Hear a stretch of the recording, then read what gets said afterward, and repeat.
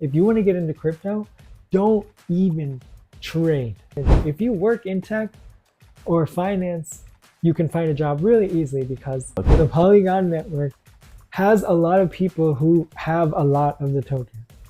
But the network itself only really has one major application. More and more and more developers are building on Solana, and a lot of the money is flowing from Ethereum to Solana. What should I look at for if I want to invest in a token? Number one thing, don't trust anyone. But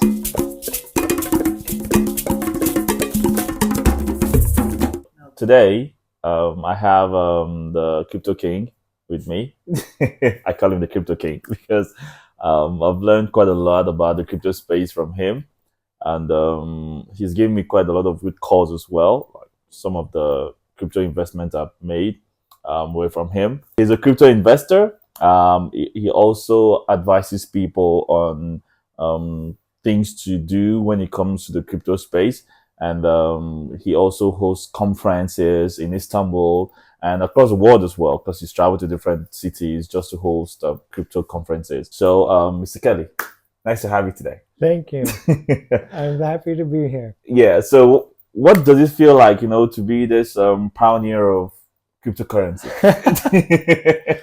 I think of myself as a researcher first. Okay. And I am a former professional musician who is now working in crypto full time. Yes. So for me, I'm a creative first. And I look at this whole space, even though it does have to do with tech and finance, I look at it through this lens of creativity. And I see things in a little different way because of that. So for me, it's just, how can I learn about this technology from my perspective as a former creative? And how can I share my journey to inspire new people to come into this sector? So the question now is, how did you transition from being an artist? Because I know you're an artist. I've seen a couple of your videos playing the guitar, and you have a song which I've listened to.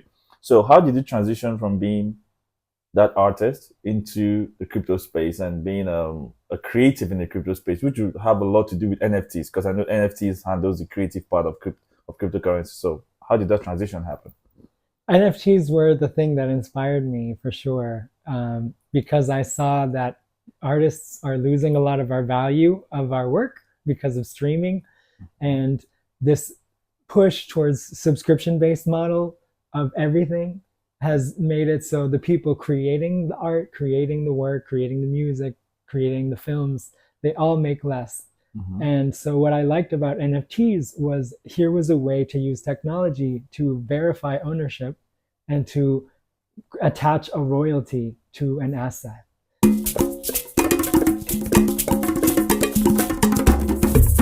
So for artists, when they make a painting, they make it and they sell it once to a collector, to a gallery, to somebody who wants it.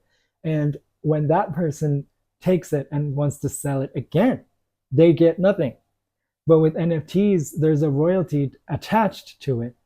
So every time that file is sent somewhere else or sold to someone else on the blockchain, then the artist gets a royalty from that sale. And whether it's a music file, whether it's an art file, whether it's a paper, like a PDF, like every single type of digital file can be an NFT. And so I saw this is repercussions in every industry, because now you can say, researcher, make your paper, publish your paper, and then if you want to sell that, then you have a way to verify that it's yours, because it's like a stamp on the blockchain. This is yours. No one else can claim ownership, because if they do, you can prove that it's not. And here's how you can basically financialize every single type of file and make it into an asset. Okay.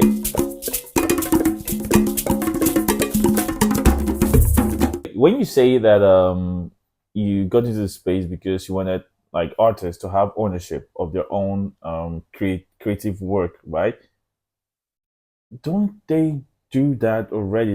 Let me speak, for example, music, right? So I produce music, right? And I put it on Spotify. Spotify helps me reach millions, billions of, maybe billions of people, right?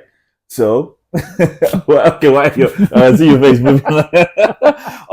or put it on YouTube. YouTube helps me reach billions of people. So, don't I, in a way, still have ownership of that material? Because YouTube gets to pay me. People watch that video, YouTube pays me. On Spotify as well, people stream my songs, I get paid as well, right? So isn't it almost like the same thing with NFTs? Isn't it similar? Isn't it doing the same thing?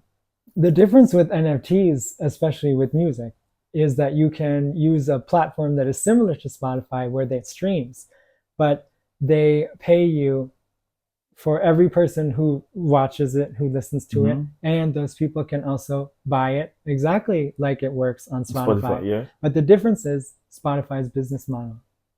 Okay. Spotify doesn't have any incentive to push real people because they want people to stay on their platform and to be listening on their platform as much as possible. Okay. So what's happened now in the last 5 years is they start making ghost artists, which are like AI instrumental music.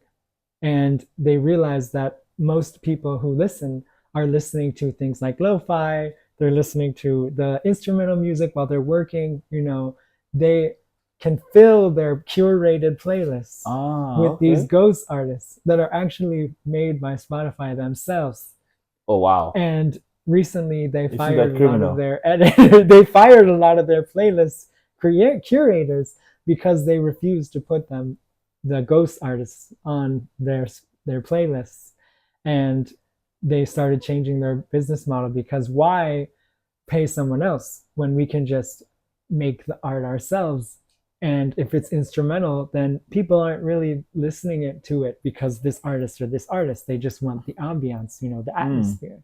So they know that and they see, okay, let's put our artists on here. And so they capture more of the revenue themselves. So in effect, it actually doesn't support artists, and they can use their algorithms and everything to kind of push more of that traffic content to those content and not to the normal people. That's why on Spotify, the top 1% of earners are the biggest artists and everybody else makes barely anything. And it's not because there's those people are the most famous and they have the most streams.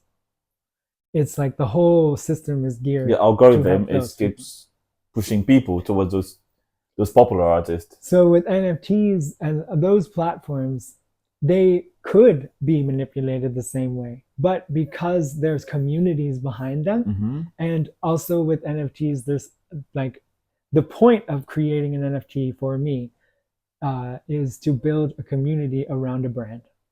So if you're an artist, if you're a musician, if you're a company, if you're like making clothes, whatever, you need to build a community around your brand. And if you want to give people an identity within that community to say, hey, I am a part of Taylor Swift's like 10,000 most hardcore fans, she could make an NFT. It would have a 10,000 supply.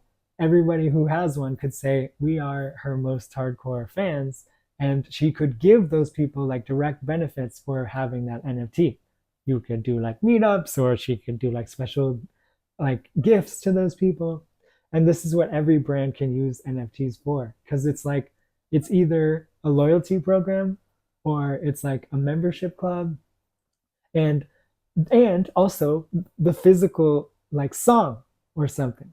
So all of these things can be attached to one thing instead of having it to be like, use this app and download this thing, get this thing and be a part of this little email list or something. Okay. Everything's all centered. So there are different NFT platforms, right? NFT, I know there's Magic Eden, there are some other ones as well, I can't remember their names. So let's say, for example, like you mentioned, Taylor Swift, she created this NFT on Magic Eden. This is on Magic Eden.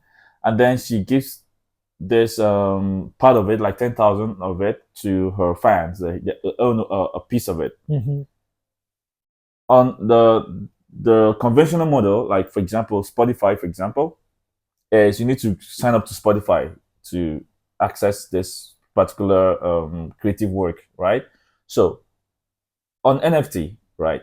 Since it's based on Magic Eden, can I be on any other NFT platform and still access that thing? Yeah, because it doesn't exist on Magic Eden. It exists in your wallet. And this is where like you kind of have to take a step back and say like, just like we have in normal life, we need our wallets. So we need to have money in there to pay for stuff. So blockchain works the same way. You need a wallet in order to integrate with the economy. So before you even get the NFT, you have to have the wallet, because the wallet holds the NFT. You see it on Magic Eden, you trade it on Magic Eden, but it goes from your wallet to the platform and then to whoever else. Oh, okay. And so since Magic Eden is facilitating that process, they are taking a little bit for each transaction with their platform. Okay, I think that's different here, because for example, I was going to say the same thing with what other like conventional way of streaming artist music, for example, Spotify, but you can access it on your phone, but no, you need to have Spotify app on your phone to access it. But with the NFT, you can have different sorts of wallets everywhere. There's Trust Wallet, I know there's Trust Wallet, there is Phantom, there is SafePal wallet, all of that. So any wallet you choose to have, you can still have access to that NFT without having to go to a particular platform to have access to it. The biggest barrier is what blockchain is this NFT on, and does that wallet support the blockchain? The blockchain. So like Phantom, they support Bitcoin, Ethereum, Solana, and say, I think they keep adding new ones. Actually, they're just about to add Sweet as well. So if the wallet doesn't have a blockchain integration, then you can't see it on there. That's why a lot of people still use MetaMask, because MetaMask is the oldest and it has a lot of functionality and a lot of integration into a bunch of blockchains, but their UI still looks like it was in the 90s. So this may sound like a lot of jargons to people listening, right? So because when you talk about NFTs, right, it comes across as this, this so high term word, like so complicated thing. So how can an NFT serve an everyday person? Like how does the everyday person relate to an NFT?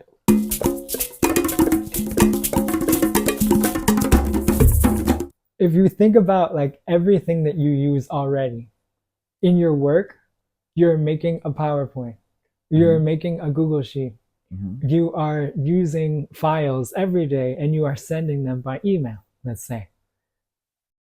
If you had ownership of all of those files, say, I worked so hard on this PowerPoint, but I just gave it to my company and they did whatever with it, and then we just delete it and we don't need it anymore.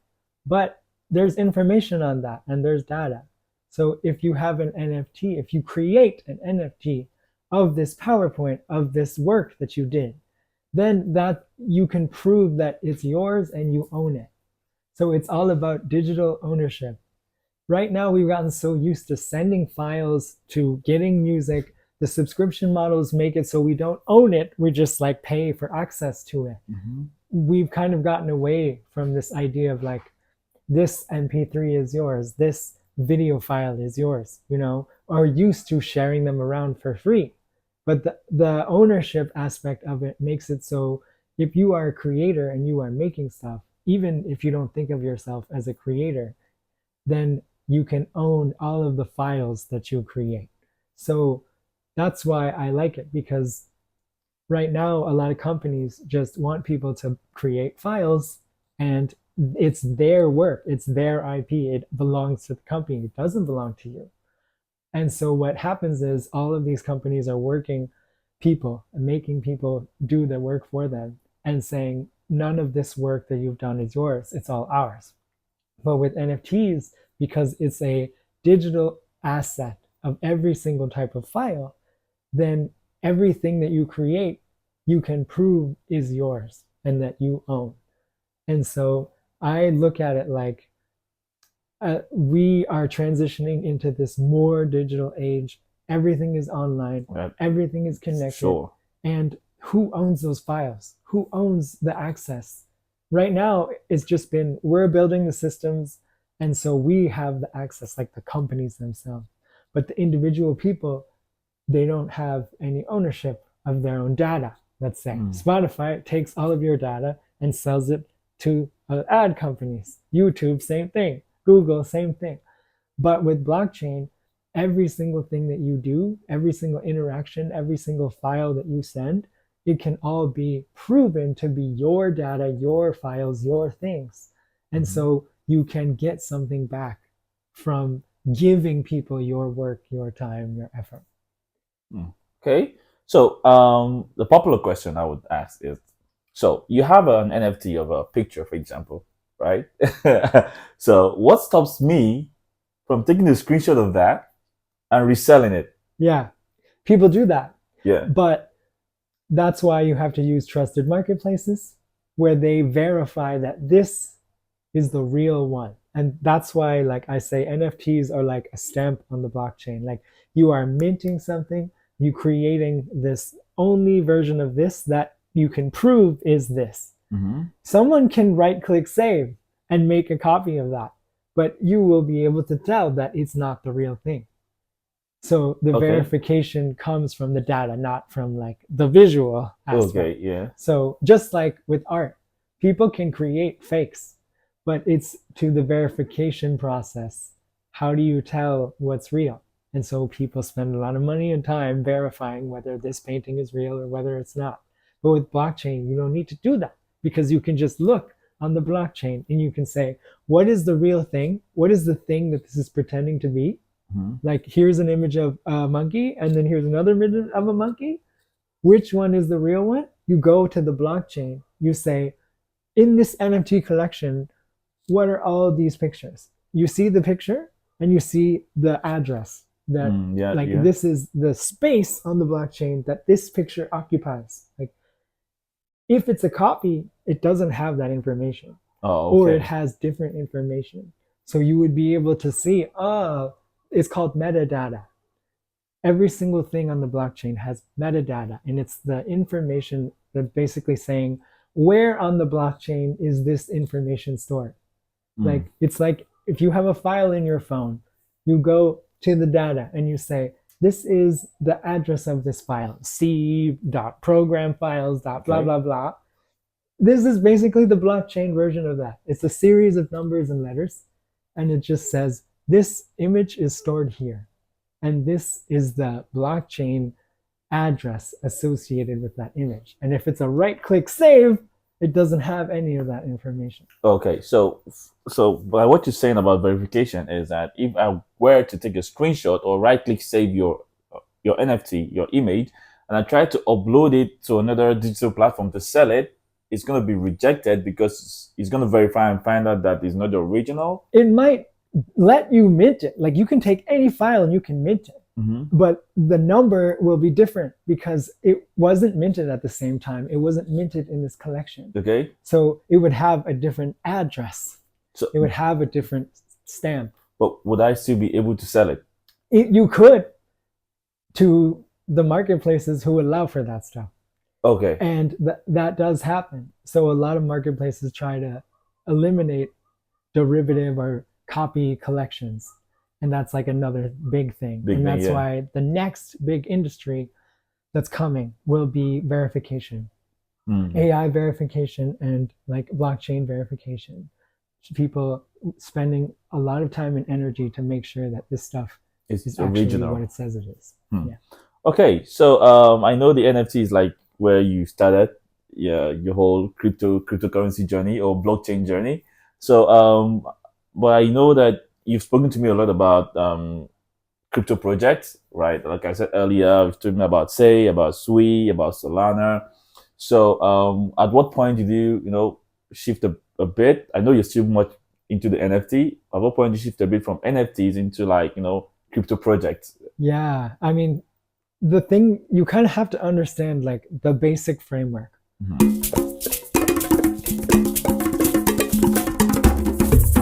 there are the things called governance tokens, which are, I think of them like a mall. There's a Bitcoin mall, there's an Ethereum mall, there's a Solana mall. The governance tokens are the power for the malls and the currency used to buy stuff in each one of these malls. Yeah. It's like if a market had its own currency that you would buy and sell stuff from. Like within companies, they have loyalty points. If you spend this much money, you get this points, and then maybe you can trade those points for money again later, but only within their ecosystem. Yeah. So that's what the governance tokens are. If it's a layer 1 token, which is Bitcoin, Ethereum, Solana, BNB, because it's a whole network, that is the governance token. Then there are the other tokens that are the tokens of the stores inside the mall. So like Dogecoin, for instance. That's a Bitcoin token, right? It's an Ethereum token. Oh, okay. Dogecoin was built on top of Ethereum. And it exists within the Ethereum ecosystem. In order to buy Dogecoin from the blockchain, you have to have Ethereum. If you get it from a centralized exchange like Binance or Crypto.com or OKX or whoever, you can buy it with dollars, but you're not buying it on chain. You're buying it from them. So the centralized exchanges are called centralized because you are buying and selling their crypto, not the on-chain crypto. You're not buying it from somebody else who's living all the way over on the other side of the world and selling it to you on-chain. Those are using decentralized exchanges like Jupiter or Radium or Uniswap. So there's a difference. Like when people look at crypto and they buy it from Binance, let's say, you're just buying and selling their crypto and your account sits on their platform. So it's like not yours, just like a bank. That's why people say not your keys, not your crypto, because you don't actually own the crypto on these exchanges. You're just buying and selling it back and forth to them and to the people who are on that platform. So to own it, that's where the wallet comes in. Yes. So you buy on this decentralized platform. You would buy it on a centralized platform, okay. And then you would send it to your wallet.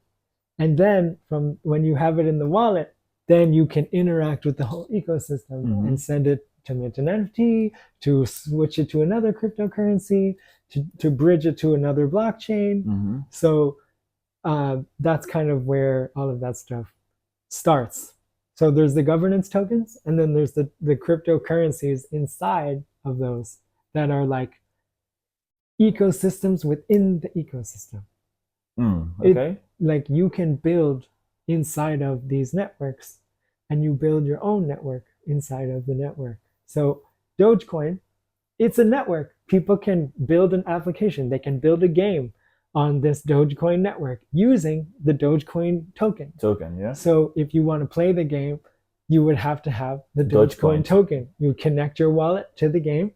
You pay a little Dogecoin as a gas fee, and then you would be able to play the game, and then you would be able to earn something in the game, and then they would maybe give you their own little token that you can then sell for Dogecoin, which you can then sell for Ethereum.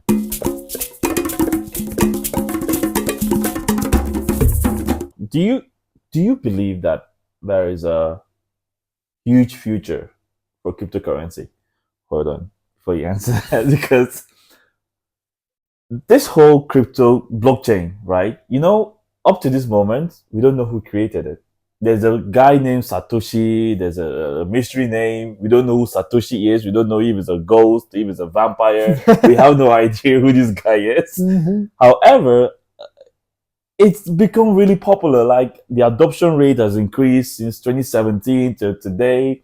Bitcoin reaching 104K and crashing down a bit. But sometimes I think I'm afraid that it's going to be one of those world's greatest Ponzi schemes someday. Or someday we're going to wake up and realize, Bitcoin was all a scam and everything just disappears. So what are your thoughts on this? The original purpose of Bitcoin Yeah. was to save the world from financial ruin, exactly like what happened in 2008, because the way that the fiat dollar system works. And you kind of have to know how the fiat reserve system works. Right now, the fiat system is the dollar has its strength, its value comes from the American US Treasury bills.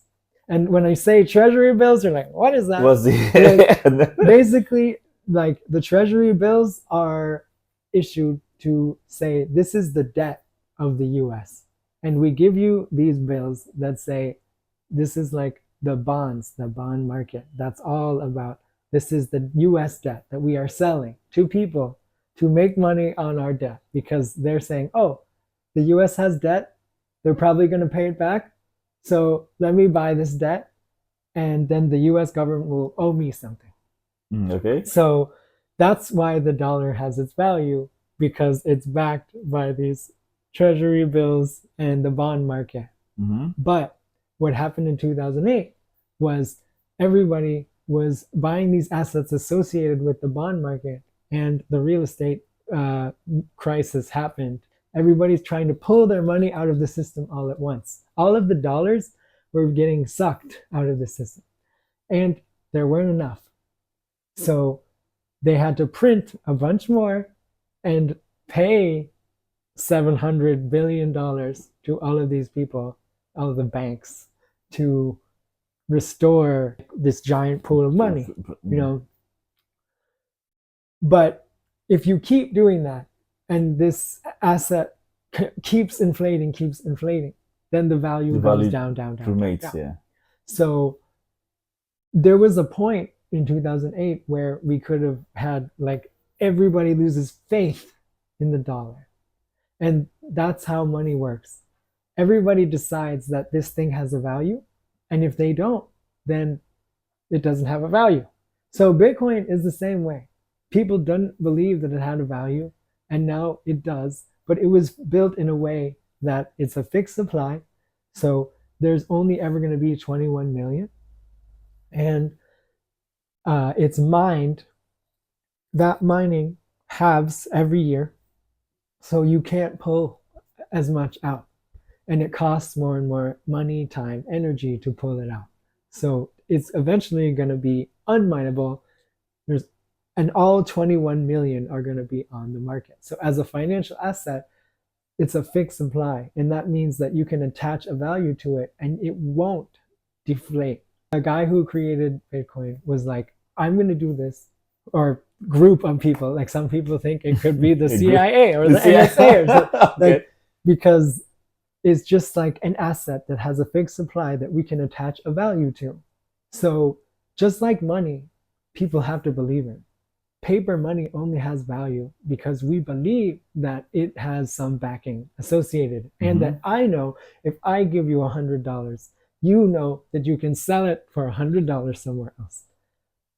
Bitcoin is finally kind of reaching this point where people are seeing the value, and the price is just a snapshot of the sentiment, what people think the worth should be right now. That's all that price is for stocks, for assets, for commodities, for anything. It's just, what is the value of this that the market says it is. It is. That's why Bitcoin has gone up a lot, because the supply is limited. They can't just print more, and all of a sudden people want it, and a lot of people don't want to sell the stuff that they have because everyone believes that the value will go up. So it's kind of just like using the principles that we have with money, but attaching it to a fixed asset. And so that's why I think that Bitcoin is going to be good, because it will attach a value to a specific limited supply thing that we can't inflate forever like we can with dollars. You said something about we're not sure who created Bitcoin, right? Maybe it's the CIA, maybe it's some ghost, I don't know. We don't know who. So isn't that something to be worried about? Like, or is it something to have faith in? Because perhaps if we knew who created it, the person would have found a way to make maybe some high powers would have found a way to make him manipulate something, or make her, maybe it's a she, manipulate something, we don't know. Or is this something to be skeptical about? I think like that's where the cryptography comes in. Mm-hmm. Like this was designed to be an encrypted form of money. So if there is a backdoor, no one's found it, but it's using this hash algorithm that is like extremely resilient to being unencrypted. And that's kind of where the safety comes from with Bitcoin particularly. Other assets like Solana and Ethereum, those are basically just the network power and the network currency. So they have a value as a computer network. They're not really trying to be money. Ethereum kind of was, but now they changed their mind. Solana wants to be the network where everything is built on top of using blockchain. So that's a little different. So it doesn't really matter who made it. It was this idea of how can you build a network that is decentralized to keep it from consolidating all of this power and be vulnerable to attacks. Like the whole reason why our financial system almost collapsed was because everybody was relying on the same thing. And when that thing started to fail and lose its credibility and trust, then everybody decided like we're screwed. So Bitcoin is just, I see it. It doesn't matter who made it. It doesn't matter if you believe in it now. Eventually, it's just going to be like a digital gold. Gold doesn't have a use for everyday people, except for as a store of value. So this will be like a digital version of that. And then every other blockchain currency will have its own use. So I think that it doesn't really matter what people think about it. The use case is up to the networks and the communities themselves to show people this is what you can do and this is how it can be used. And you own everything on this ecosystem. So that's better than the system we have now. Recently, it went up to 100 and something K, like I said earlier. And a couple of days ago, it crashed. So it went down to like 90K or so. And it was related to the fact that the US Federal Reserve had said that they wouldn't have a Bitcoin reserve, right? So it crashed a bit down from 100K. So if Bitcoin is decentralized, right? No one has ownership of it. Why is it that when anything happens in the US, anything news happens in the US, it affects the price, right? So is it that the US has the highest amount of it, or the holders of Bitcoin are mostly in the US? Or why is it that things that happen in other parts of the world, for example, maybe in Japan or in Russia or something, doesn't really affect it as much as when the US makes maybe a decision or something, the market Bitcoin just drops or goes volatile or something? Yeah. What exactly is the reason for that? I think there's a lot of factors. And nobody really knows all of them. Yeah. But my own personal theory is that it's because this market is really small. It's only $3 trillion around there, and it kind of fluctuates back and forth. But potentially it can be much bigger. So because it's so small, it's very easy to be manipulated. There are a lot of crypto investors in the US, and a lot of the big companies that hold it are in the US, but it's more that because the US is the dominant economic superpower, and everything is kind of tied to the dollar. Like we have stable coins, which are cryptocurrencies pegged to the dollar. And those are the most widely circulated assets that people trade against. So when you're trading, you trade Bitcoin and you sell it to what? Stablecoin based on the dollar. USDT, USDC, PayPal made their own. And it's basically a way to say this crypto is worth $1 no matter what. So because it's pegged to the dollar, anything that happens in the US tends to affect the markets. Yes, because everything affects the value of the dollar. because the dollar with the fiat system is just based on the belief that people have in it and the economic power that they use. They use, okay. So when something bad happens that could affect the dollar, the market has all these ripples. But also they dip so much because it's so tiny. As the market grows, those dips will be smaller and smaller and smaller. Like the stock market, the US stock market. It doesn't dip that much. That much, yeah. Because it's so big. When then the market is so big, 100 trillion, like all of the stock markets in the whole world now are like $111 trillion. Oof. And they don't move very drastically because it's such a big A amount lot of of money. people are involved in it, okay. But the cryptocurrency market, even though it's global, is only 3 trillion. So it's much easier to manipulate because if you have a company that wants to accumulate a token and they have $1 trillion worth of it, they can sell 5% and the market and the dips. whole market dips. Oh, okay. You know, so there's all this process that happens behind the scenes to kind of manipulate the price because it's so small. And the volatility over time will decrease as it grows.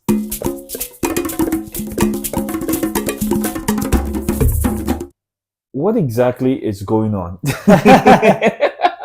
But if it's something that we've all grown to trust, everyone talks about Bitcoin, and a lot of institutions in the past year, I know a lot of institutions got into it. So if a lot of big corporations are getting into Bitcoin, why is it still going all of this up, down? Because the market wants it to be that way, basically. Because people make money off of the volatility, not the stability yet. When markets are small, they go up and down, and especially the crypto market, because people buy options, they trade with leverage, and the exchanges want them to get liquidated because they make their money. So they want to push the price up, let people buy at the top, let people long at the top, short at the top, and then they want to dump it so they can make money off of all the people who bought at the top. And so because the market is so small, these big swings will happen because it's very easy to manipulate a small market like that when you are the person who has, or the organizations that have the most. So volatility in crypto isn't seen as a bad thing, like it is in stock. Because in stock, you want stuff to keep going up endlessly, whether that's possible or not. So all of these mechanisms feed into making that a reality. Whereas with crypto, it's so small and it still hasn't been established. It's easy to manipulate, and people make money when it goes up and they make money when it goes down. So it doesn't really matter as long as it's growing up over time. And that's why when people get into crypto, I say, figure out what your goals are. I don't care about price. To me, it's about principle. What is happening? What is being used? Is this growing as an ecosystem? And the price is just a reflection of what people think. It's not the actual value, in my mind, at least. Okay, when you say it's not the actual value, what value would it give to Bitcoin or the crypto space? What value would you give to it? I mean, I don't like to talk about price specifically, but I just look at it this way. Like, if blockchain is a digital representation of assets in the real world, or just like as any asset, like then every single physical asset can have a digital reflection, a digital twin on the blockchain. So that means that potentially in the future, all of the money in the entire world can come onto blockchain, which is like $1 quadrillion right now. So a market of 3 trillion just based on its really early form. Because if you think of blockchain as the new internet, as a new network that we can all live and build and create and send stuff on, then it will be something like the new internet. It will be like the internet now. But have a digital reflection, and everybody owns everything that they're sending back and forth. So real estate, commodities, clothing, every single sector can have a digital representation of this. And even things that weren't possible before, like meme coins are a perfect example. Okay, those meme coins, I mean, I've lost money on meme coins.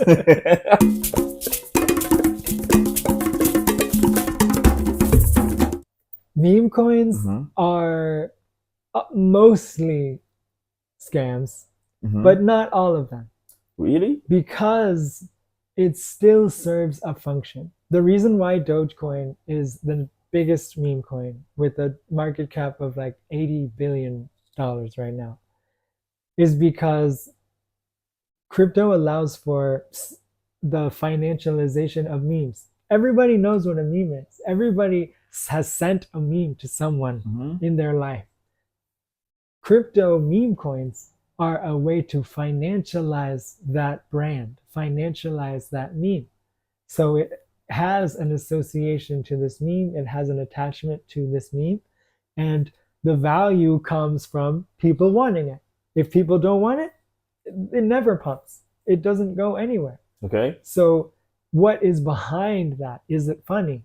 Is it like something that's interesting to people? Is it something that's talking about something useful? It's like a way for people to take trends and pop culture and financialize it. So there's a lot of things that go behind pumping the price. And one of those is how much does the developer have? If people look at the coin that you made and they say, oh, he owns 50% of it and he hasn't locked any of it, meaning like he didn't store it in something where he can't sell it, then they would be like, they wouldn't want to buy into it because you could just sell whenever you want it. Okay, now you've mentioned something really, I think, really important that people need to know. You mentioned something about locked away, right? So if I were to buy a meme coin, I wanted to buy a meme coin, right? What should be that thing I look out for and say, okay, if I invest in this, I'm likely not to lose my money. So what are those things, those indicators to say, okay, this is a good investment to make. I'm not going to lose it. Yeah.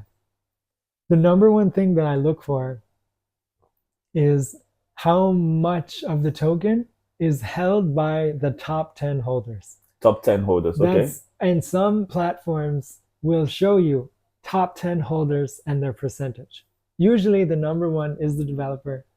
And if you see that the developer has 60% of a token, then you want to do some research and figure out, have they locked it or not? Have they put it in, or have they burned it? Sometimes people burn it. They say like, we're locking and we're burning this percentage of the supply, so it's not on the open market, no one can buy or sell it. Potentially they are burning their money, but they are doing it to say, I don't care about the money. I'm here to build something or to create a community or to have this thing associated with the brand and make money in a different way, not by selling the token. So that's what I look at. Top 10 holders. Okay. What percent do they have? And the amount of holders. How many people have this token? That is kind of like one metric of strength of a token. Because if you have 10 million people who have this token, then one person selling 50,000 of this token isn't gonna really affect the price that much because a lot of people, there's so many people holding have invested in it. Yeah. So that's another thing you can look at, the amount of holders. The number one thing too is like, how are you gonna decide what this thing is actually doing? So you look at, they have some sort of mission statement. They say like, this is what this is for. This is what we are doing. And you can, anybody can say anything. Yes. So that's another thing that I look at. How much are they saying? What are they saying? Can I verify that what they're saying is true? Because they could just use ChatGPT to generate some copy and put it there as a mission statement. And so again, That's why meme coins are super risky. And that's why I tell people, if you want to get into crypto, don't even trade. Buy Don't trade. it. No, don't trade. Okay. Either you buy it from centralized exchange and you get a hot wallet, a phantom wallet, MetaMask, something, a cold wallet like Ledger or Trezor, where it's like hardware piece Mhm. that you can literally take it offline and put it into something physical. Yeah. Or just hold it as an asset like you would do gold, and don't care about the price, and just buy the strongest ones that you feel like are going to go up over time because they're a network that's being useful like Solana or Ethereum, or they're an asset like Bitcoin that is becoming like a digital gold. Or you work in this economy and you work with the companies and you get them to pay you in crypto. And this is what I do. I don't trade a lot. I trade some, but mostly I am earning crypto from working in this economy. This is all, we've been talking about the trading aspect. We've been talking about what the tokens do and what they are and their structure. But essentially, it is an economy where there are jobs and you can earn in this currency. And instead of earning in dollars, euros, lira, you're earning in Solana, in Ethereum, in Sui, in whatever. And you make that and you can spend it or you can save it, just like regular money. And so I tell people, if you have a skill, if you know how to use a computer, if you know how to talk with people, if you're a marketer, if you're a designer, if you're a coder, if you are a project manager, if you work in tech or finance, you can find a job really easily because people need those people to work in these sectors. But as blockchain grows, more sectors will come on chain. So everybody in the world potentially will be able to use their skills and earn crypto instead of buying it with money and then trading it and maybe losing it and then losing the money. So it's a lot easier for you to use your physical skills, your mental skills, to earn it rather than to trade. Okay. I think I spoke earlier about the meme coins, like how to invest in a meme coin, which I'm just going to say again. I think you said it already. Just leave them alone. Yeah, leave them alone. Don't do it. Like, leave meme coins alone. Because or if you want to, be really clear about why. Because if you're not clear about why you're doing anything when involving trading, you're just going to lose money. I'm just going to move away from meme coins and talk about crypto tokens, right? So I think recently I was talking to you about some of the tokens I was holding. I mentioned Matic, which Polygon, and then you were like that you don't think it's a good investment, like it's a good token to hold because that there was nothing much, and you said that because you said there was nothing much being built on Polygon, like the ecosystem was not that big. A lot of people were not like building on it, unlike Solana, unlike Ethereum that has a lot of people building on it, and the scalability wasn't that visible, right? I was surprised because I've been holding Matic since like maybe 2020. I bought Matic, I've been holding it, and it's one of those tokens that is quite stable, I would say. As a viewer watching this, how would I know that that project that I should put my money into, knowing that in the next 3, 4, 5 years, my money is not going to get lost, right? I'm going to make some money on it. I'm going to be financially in a better place if I invest in this particular token, right? So how do people know that?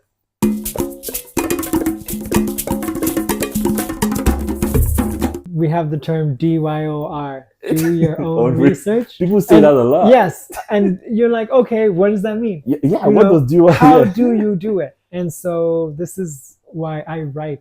This is why I've been trying to just share my thought process on X, on different discords, and just as a crypto kind of public figure, I want to show people my thought process so they can see, oh, this is how he's thinking when he looks at these tokens. I don't want to give people financial advice because I don't want to tell them oh, this token's going to go up or it's going to go down. Like because I don't want people to trade. I want them to have an idea about what they want.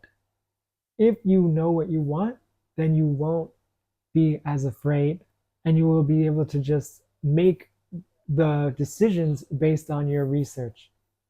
So what is the research? Okay.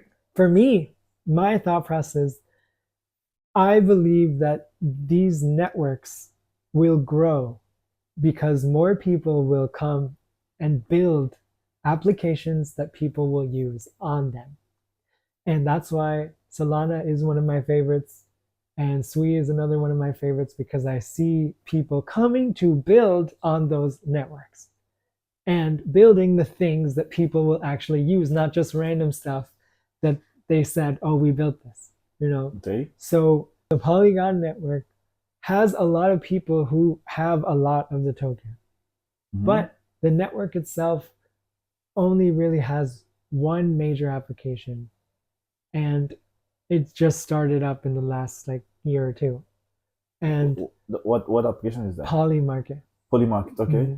And Polymarket has done amazing, and it's able to send and receive transactions cheaply, even though it's a layer 2 of Ethereum. Like Ethereum is the network, and because it's older and slower and costly to send stuff on this network, people build other networks on top of that, and they call them layer 2s.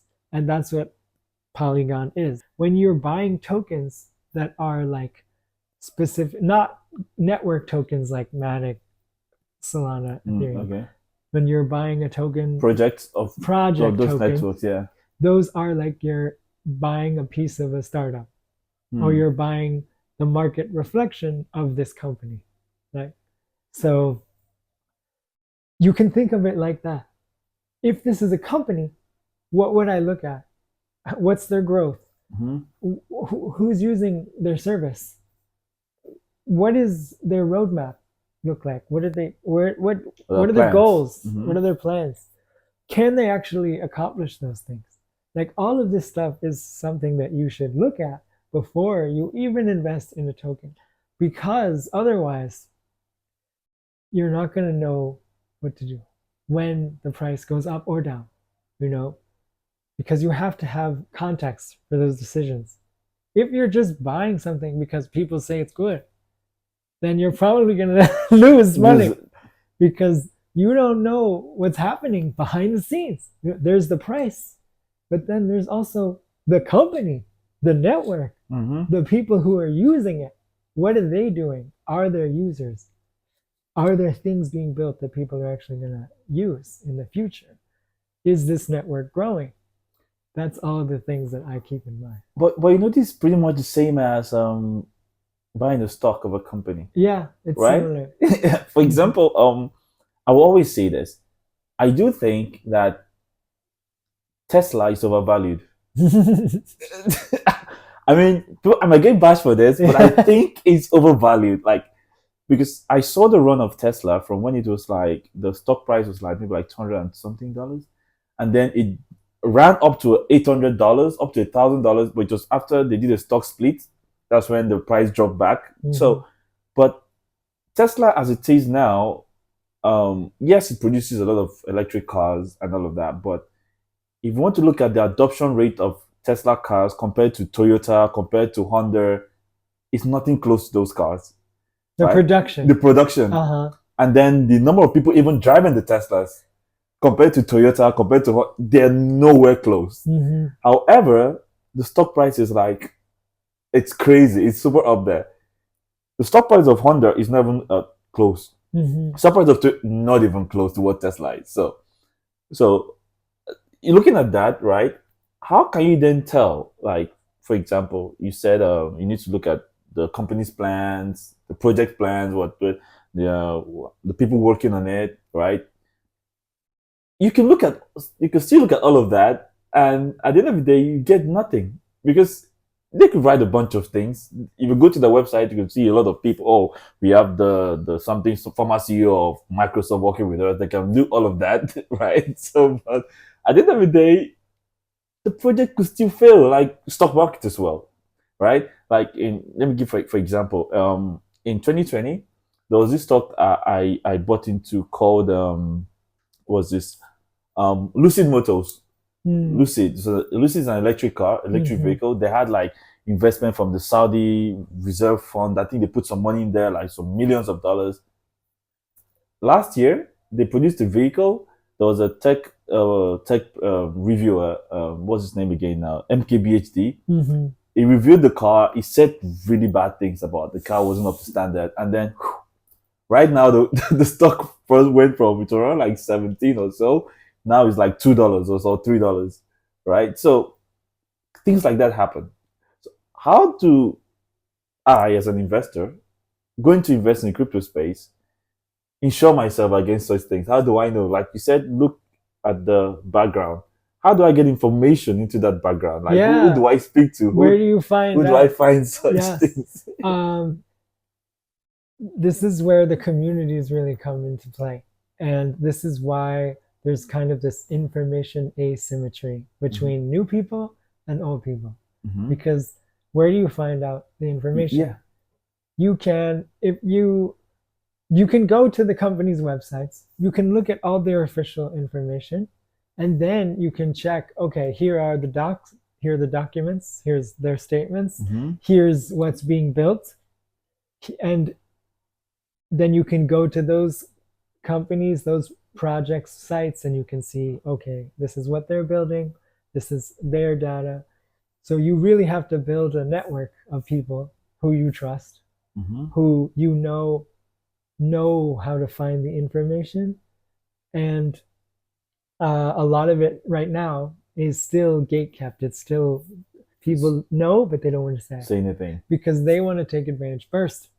And then they will tell people later after they accumulated enough. And this is always happening. In stocks too, the same thing.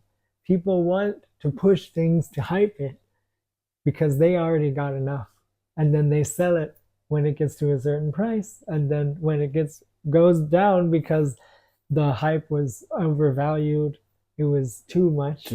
Then there's like cycles where it goes up and down, and people are buying at certain levels. So, number one thing, don't trust anybody. But if you don't trust anyone, okay, figure out your own process to verify what is being told to you. So you can listen to what they say, but don't believe it.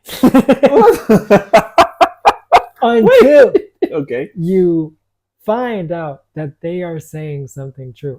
I want people to do this to me all the time.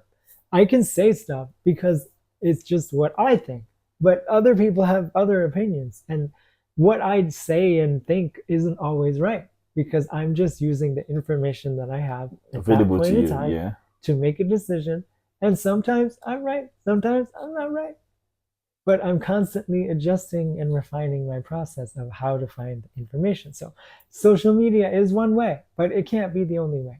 You have to be able to look at the company's information that they say about themselves and be able to go through the data.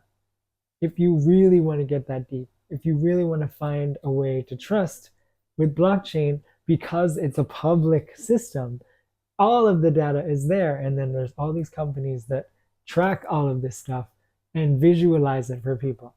Here's all the money that's going into all of the platforms on Solana, on Ethereum, on Bitcoin, on Arbitrum, all of the chains. Here is where the money's flowing from one chain to the next. There are platforms that show that. So you have to find those platforms. They're like DeFi Llama is a big one that a lot of people use. This other analytics company called Dune Analytics. You can go to their site, you can type in the blockchain, and then it'll give you all of this information. You don't know what any of that means. Yeah. But you have to find out if you really care.